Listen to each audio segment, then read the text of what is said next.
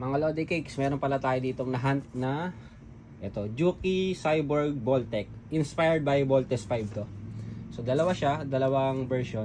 Isang cyborg, isang ordinary na mamamayan. Check natin. Hey! Guys, ito na. Ito, ang ganda oh. Ito pala 10 cm resin statue. Inspired by Voltes 5. Si Juki. Ito, si Juki Cyborg Voltec. Tama. Version 1 yata to, version 1. Kasi ito, version 2. So, ang ganda oh. Sa mga collector ng mga Voltes 5 dyan. Ganda.